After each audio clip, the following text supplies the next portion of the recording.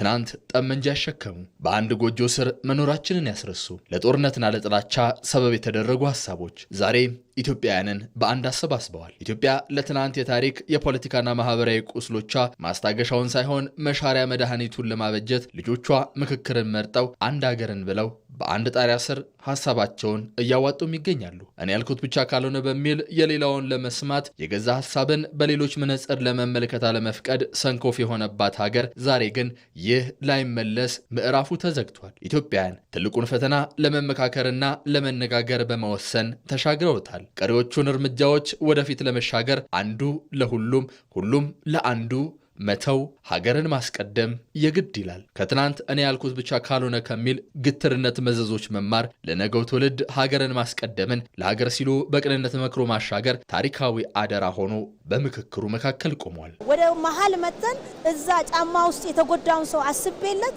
ያም ሰው ወደኔ መጥቶ ከባለፈው ይልቅ ወደፊት ለማራመድ ከችግራችን ለመውጣት ከጦርነት ለመላቀቅ ምን ሲሆነ ስንግባባ ከዚህ ቀደምም የመጣንባቸው መንገዶች ብዙ በጠመንጃ የሄርንባቸው አካሄዶች ትውልድን ሀገርን ከማቀጨጭ ከመግደል ከማጥፋት ያለፈ ጠቅሜታ አልነበረው።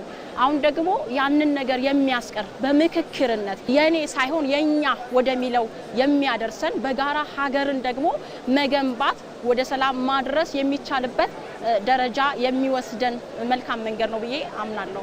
ምክክር አሸናፊና ተሸናፊነት ወጥቶ ከራስ ይልቅ ሀገር ከኔ ይልቅ እኛን አጉልቶ ሀገር ማጽናት ግቡ ነው። የምክክር ሂደቱ ለሀገር ሰላም፣ ዲሞክራሲያዊ ስርዓት ግንባታና ለዘላቂ እድገት ያለው ፋና ወጊ ሚናም ከፍተኛ ነው። የምክክር ሂደቱ ስኬታማነት የሚለካውም ልዩነቶችን አጥቦ በጋራ ጉዳዮች ላይ ሰፊ ብሔራዊ መግባባትን መፍጠር ሲቻል ነው። ኢትዮጵያውያን በውጪ ቢሆን በማህበራዊ ሚዲያዎች እንደገና በየአካባቢው በወንዝ ተከፋፍለን በጣም ትንንሽ የሆኑ ነገሮች ሲነሱ መግባባት ማንችል ትንንሽ የሆኑ ነገሮች ሲነሱ የምንከፋፈል፣ የምንገዳደል፣ የምንጠፋፋ እንዲህ አይነት ልምምድ የነበረን ነገር ግን በዚህኛው በጣም በሚያስደንቅ ሁኔታ በጣም ጠንካራ የሆኑ ሀገራዊ ጉዳዮች ተለይተው ቁጭ ብለን በአንድ አዳራሽ ውስጥ እየተነጋገርን ያለው እየመከርን ያለነው ይሄ ትልቅ ለውጥ ነው፣ ሽፍት ነው ከነበርንበት ሁኔታ አንፃር ማለት ነው። ዛሬ በአንድ ያስተሳሰረን የትልቅ ሀገራዊ ጉዳይ የልማት መሰረት የነገው ትውልድ ህልውናም ጭምር ሆኗል። በእነዚህ አዳራሾች ውስጥ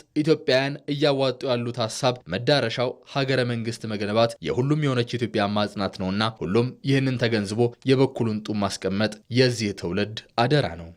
በዚህ ምክክር ውስጥ ያሌሉት በውጭ ያሉት ወንድም እህቶቻችን ዳያስፖራውንም ጨምሮ በተለያየ ዓለም የሚገኙ ኢትዮጵያውያን ያልተረዱትና ያልተገነዘቡት ነገር እዚህ ውስጥ እየተካሄደ ያለው በጣም ደስ የሚል ህዝቦች፣ ብሔሮች የተለያየ ጥያቄያቸው በነጻነት እያቀረቡ እየመከሩ እየተወያዩ የተሻለ ሐሳብ እየተያዘ የማያግባባ አገር አንድነትን የማያመጣ እየተጣለ እየተመካከርን ያለ ነው። ኢትዮጵያ እየመከረች ነው።